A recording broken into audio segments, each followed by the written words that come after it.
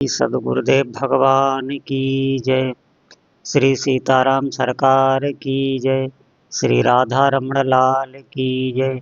श्री गौरी शंकर महादेव की जय। सभी दर्शकों और भक्तों को कोटि कोटि प्रणाम। सबको प्रेम भरा जय जय श्री राधे, जय जय श्री सीताराम। सभी भक्तों से प्रार्थना है, निवेदन है, आज का सत्संग बहुत ही महत्वपूर्ण है और जितने भी भक्त हैं बहुत ध्यान से एक एक शब्द सुनेंगे। देखिए, जिन भी लोगों के जीवन में कठिनाई बनी हुई है, जीवन या तो दरिद्रता से उनका दुखमय बना हुआ है या रोगों के कारण उनका जीवन दुखमय बना हुआ है या और प्रारब्धवश बहुत से ऐसे शारीरिक और मानसिक क्लेश होते हैं जिनसे जीवन पूरा एकदम दुखमय बन जाता है। शास्त्रों में इसके अनेक उपाय बताए गए हैं और वो उपाय परम सत्य हैं। आप ध्यान दें, आपके भीतर सामर्थ्य भी होनी चाहिए, तभी आप कोई साधना कर सकते हैं। जब तक आपके पास सत्कर्मों का बल नहीं है या किसी संत की कृपा नहीं है, तब तक आप सत्कर्म नहीं कर सकते। भगवान के भजन से, भगवान के जप से समस्त दुख दूर होते हैं। जैसे आप ध्यान देना, जप में केवल जो भी आप जप करते हैं, नाम जप करते हैं, वो केवल एक शब्द मात्र नहीं है। शब्दों में बहुत बड़ी शक्ति होती है। जो भी आप जाप कर रहे हैं वो जाप वातावरण में एक कंपन बनाता है। उस कंपन से एक ऊर्जा को वो तैयार करता है और वही ऊर्जा आपके संकल्पों की पूर्ति करती है। ये आपको मैं वैज्ञानिक विधि बता रहा हूं। जो भी आप जाप करते हैं उससे निश्चित ही एक ऊर्जा बनती है। आप अपने जीवन में, व्यवहारिक में इस उदाहरण से समझना, आपको कोई कटु शब्द कह दे तो देखना उसका दुख इतना गहरा चित्त पर पड़ता है जितना अगर कोई शारीरिक कष्ट दे, शारीरिक कोई बड़ा कष्ट दे, उससे भी बड़ा शब्दों का कष्ट होता है। और वो देखना, शारीरिक कष्ट तो कुछ समय बाद आप भूल भी जाएंगे, लेकिन जो शब्दों के कष्ट हैं वो कितने भयावह हो सकते हैं उसकी कोई गणना नहीं। शब्दों के जो सुनने के जो कष्ट आपको हुआ है, जो शब्दों द्वारा आपको बहुत आत्मग्लानि हो गई है, उसका समय कितना लंबे समय तक आपके साथ चलता रहेगा, वो दुख आपको सताते रहेंगे, उन शब्दों को सोच सोच के आप दुखी होते रहेंगे, इसकी कोई सीमा नहीं। शब्द में बहुत शक्ति होती है। आप ध्यान देना, कोई भी शब्दों से आपको क्रोधित कर सकता है।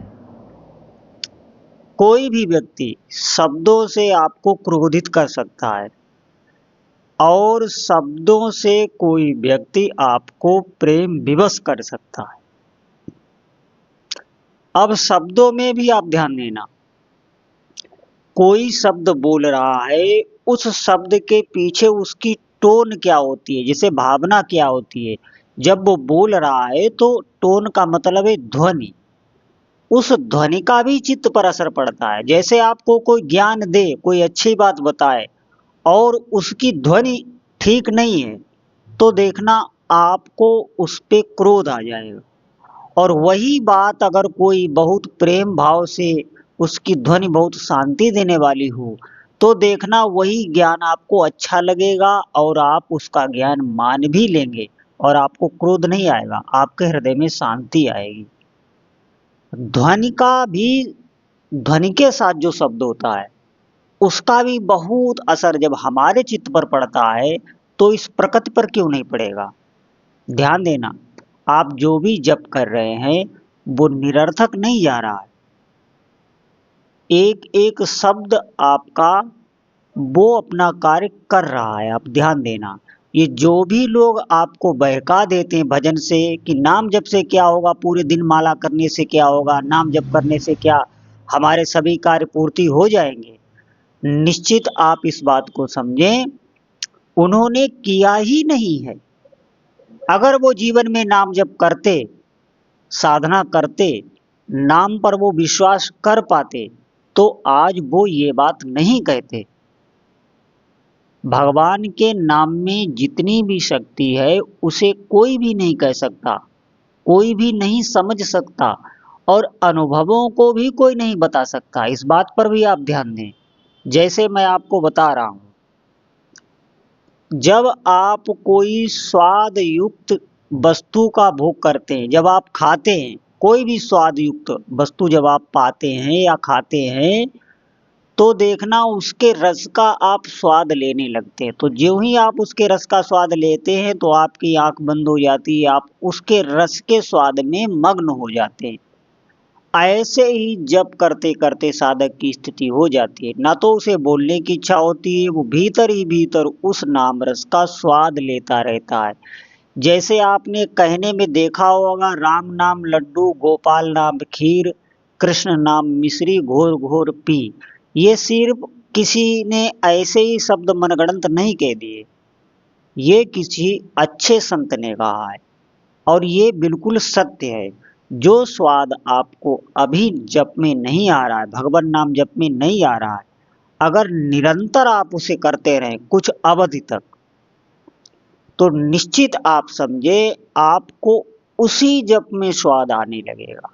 दुनिया की जितने भी भोग हैं यहाँ से लेकर ब्रह्मलोक तक, सब भोग आपके आगे फीके पड़ जाएंगे, आपको आकर्षित नहीं कर सकते। इतनी शक्ति भगवान नाम जप में है। लेकिन ये वही जान सकता है जो कर रहा है, और कोई भी साधक के चित्त की ऐसी मनोकामना नहीं है जो भगवान नाम जप से पूर्ण ना हो जाए। इससे तो आप बिल्कुल निश्चिंत रहिए। हर एक मनोकामना पूर्ण करने में भगवान का नाम जप है।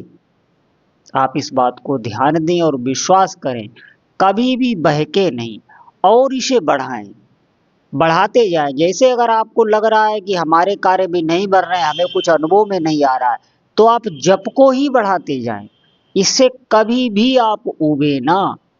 ये ऐसा आपसे सत्कर्म बन रहा है जिसका फल कोई भी नहीं बता सकता।